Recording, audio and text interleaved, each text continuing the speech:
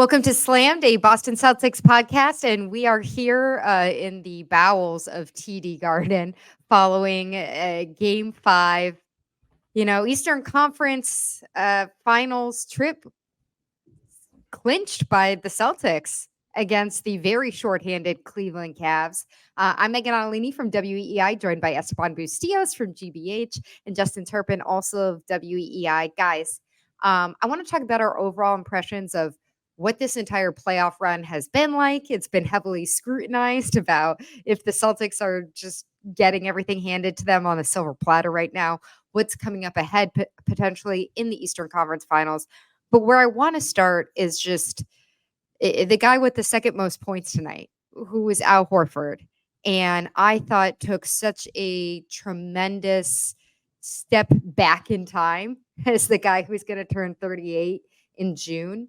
And just was having a night that I think has become, unfortunately, increasingly rare for him. He called it a very special night, but at the same time gave me a lot of hope for what they will be able to do while they figure out, okay, when and how is Kristaps Porzingis going to come back?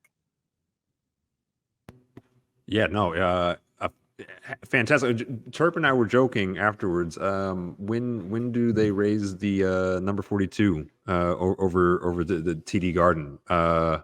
Yeah, I mean that honestly, like the MVP of the game. It seems like not this double. Obviously, we're talking about that, but the energy he had, at least two plays where he saves the ball from going out of bounds, I mean, flying.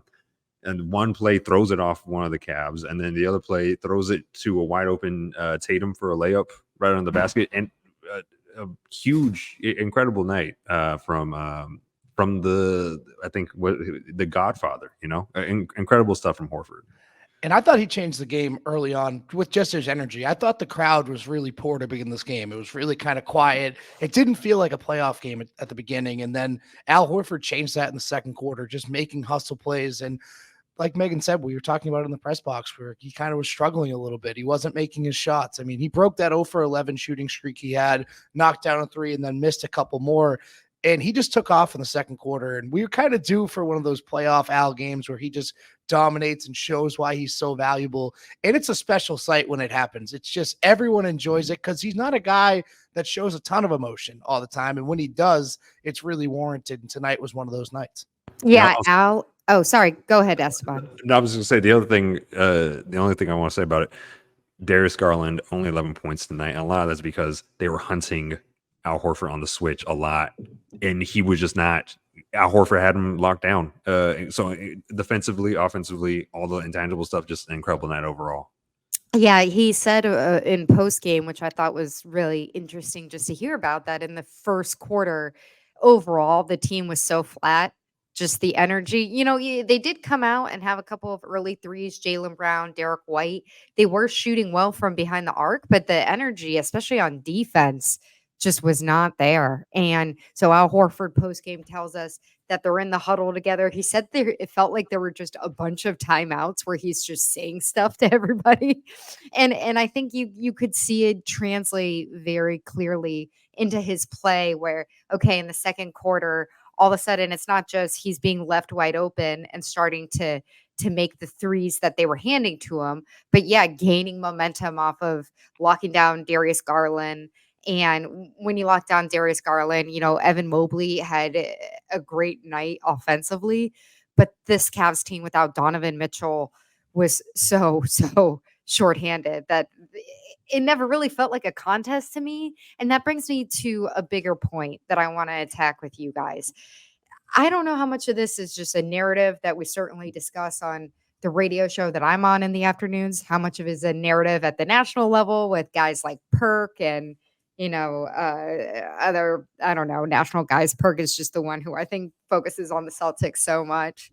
But this narrative that it's been too easy for the Celtics, that it's going to be, detrimental to them when they have to see the big bad Nuggets or the big bad, Minnesota, OKC, whoever comes out of the West, that what's happening right now is actually a bad thing for their overall journey through the playoffs. I'll start with you, Terp. What do you make of that? I just think like no matter what, the Celtics somehow get scrutinized. Like people are looking at it as a bad thing that they're blowing teams out. It just doesn't make sense to me. Like they've worked. This is why you work so hard for the 1 seed, right? This is why you win all those games. This is why they play the way they do to earn an easier path to the finals. And I get it. Like you can't simulate crunch moments or anything, but they got one in game 4 and they handled it admirably. So I don't understand. It's like, whatever the Celtics do, it's somehow a problem. Like, since when is it a bad thing to be blowing teams out? And it's like they're 7-2 in the post, or 8-2 now in the postseason. Like, how is that a bad thing? I just don't understand. Yeah, I agree. I think that the what you touched on with game 4 is actually pretty important, which is it feels like progress to me. That game, we didn't talk about it, the three of us right after. Exactly the kind of game that they lost in the regular season, exactly the kind of game that they probably would have lost in the playoffs last year. And so I think that there is maturity that this team has gained. And it does make me feel a little bit better about the clutch moments. It's just when we talk about the clutch, I'm still, it's been a while since we've seen them like execute and against a Yeah. team that is evenly matched with them that way. Yeah, and again, like we talked about this, as you mentioned, there's been so many moments where in the past this would be a game where this team would lose. And I also say I don't think tonight was what you would actually call a cakewalk per se. Like, yes, the Celtics obviously won by 15, but there was a moment there where it was like Marcus Morris is going to single-handedly shoot Cleveland into a game 6. Another It was older like a time fella. machine. It was the Yeah. battle of the OGs tonight. It was 2018. Yeah. He had 25 points on 5 of 6 shooting from beyond the arc. He was perfect for a little while. Is it ridiculous? Yeah. So, and again, like, Darius Garland didn't have a great night, but again, Evan Mobley was like just lethal on the pick and roll for Cleveland throughout the night. So I think it was a good win. There's still stuff that this team, however long they have to play without Porzingis, is going to have to work on. Again, that Mobley, what he was able to do down low, off of the again, the pick and roll. That's something you need to adjust. That's something you need to fix and think about, because you're going to face even more talented players who can do that down the line. So I wouldn't actually describe it necessarily as a cakewalk, but a solid win for them as they executed down the stretch. I think one thing that people are looking at being critical of the situation is just, hey, you get the Miami Heat with no Jimmy Butler, with no Terry Rozier. Okay, you get the Cleveland Cavaliers with no Jared Allen, and then towards the end of it, no Donovan Mitchell. And it's unfortunate because definitely in the playoffs, you want to see the best talent out there all around, regardless of whether you're a fan and you want your team to win. You want to see it to be a worthwhile battle. And so I think like overall from a fan perspective, there's certainly been something missing there. I'm curious with you guys, and Terp has to jump and do a radio hit momentarily. But if you have a second to get this thought in, Yeah. when you look ahead with Knicks Pacers, who is a better matchup for the Celtics, but also who would you like to see from a fan perspective, from a media perspective, the Celtics going against in the Eastern Conference Finals? It shouldn't matter who they play, to be honest. I think both of these teams are going to be banged up. I don't think anyone really had Indiana going this far in the first place. And from a fan perspective, I don't think you can find anyone outside of the New York or Indiana region that would say, or outside the Indiana region, rather, that wouldn't want to see Boston versus New York in the Eastern Conference Finals. I think that is just so easy. I think that's what the league wants. That's what everybody wants. And if we get that, that is a big win for the NBA. On that note, I'll be back. Okay. Thanks, Terp. Esteban, I'm guessing that you're in line with that, because that's definitely what I want. Like what I honestly want, my dream scenario is Bruins Rangers going back and forth between Madison Square Garden and TD Garden, which looks like it's probably not going to happen. Even though they beat the Panthers last night, I just think that's a real uphill battle. And then having Knicks Celtics and just having this ultimate Boston, New York, little brother, big brother rivalry going on, feeling like we're in the early 90s or something. Yeah, garden party or something. Somebody would have some clever marketing around it. I think you're right. The narratives write themselves. Or late 80s, if you want to look at glory days for the Celtics. Yeah. I think basketball wise, I'm so confused by the Pacers Knicks series on which team is supposed to be better. I think Doesn't it feel that way with a lot of these second round series across yeah, the board? yeah. This You look at OKC, Dallas, and it's like, yeah what the hell is going on here? the game is on TV right now, and this Dallas team that couldn't hit a free throw the other night is up by almost 20 right now. Uh, so with the Pacers, they are healthier. I mean, the Knicks are like an injury away from calling up Ben Stiller and Chris Rock to get some minutes off of Celebrity Row. So I think if I'm just thinking basketball wise, that should be maybe more of a challenge. But then again, like the Knicks just have like a heart of iron. Like they're just Jalen Brunson and the power of friendship is carrying that team And to victories. Thibodeau Yeah, has and been Thibodeau refusing to sub anyone in. yeah, it's So literally just like running a marathon on that team. yeah, so I mean, again, like basketball wise, given the general health of the organizations, I would think the Pacers maybe just because of their health would be a bigger risk. But then again, like the way those games have been, I have no idea. And I do agree. I think even if the Knicks are down to like 5 guys that they're playing for 40 minutes, 48 minutes, Madison Square Garden would be nuts for for those games as I'm sure it would be here. Yeah. So I do agree. I would like to see it. And again, like Jalen Brunson is doing some unbelievable things on maybe 1 foot right now. So yeah. But again, I think Pacers would maybe be a harder team, but who knows? Who knows? No, that series is just complete anarchy and chaos magic. So I have no real predictions. One guy who really returned to form in a big way tonight was Derrick White. Derrick White had a couple of rough patches for him. At least wasn't anywhere close to the standard that he'd set for himself in these playoffs and in last year's playoff run as well, in different stretches of the regular season. He looked great tonight. He had 2 blocks just in the first half alone. He was all Yeah. over the place. He just looked way more comfortable and confident than we've seen him in a couple weeks. At this point, if I had to choose between like, all right, you get one X factor on this team among Horford. I'm not going to throw Porzingis in because he's like a whole other equation to me. Right. Drew Holiday, Derrick White, I don't know, Peyton Pritchard. Like, I just think Derrick White can reach this level that is so impactful and takes so much off of the Jays' plates that I would take him over all those other guys any night that you can get him going. Yeah, and I mean, look, he had again like a really solid game. I think Drew Holiday similarly had a very quietly solid game. Yeah, he 13. was barely shooting in the first half. Yeah, and then again, very slowly, quietly, you look at his stat line, it's like, oh, 13 points, 5 and 9 shooting. That's again pretty solid. And when you have Tatum being able to do what's sort of expected of him at that level, again finishing with 25, and even if JB finishes with just 11, somebody else came in and sort of picked up the scoring slack. And we talked about this a lot. This embarrassment of riches is that somebody is going to score on this team, and it's going to open up lanes, shots for other people, and that's what makes them dangerous. So yeah, whether that's White or Holiday or Pritchard, who had 11 as well, that was another solid performance. Yeah, they got weapons all over the place, and that's for Cleveland. That's just like, what are you supposed to do?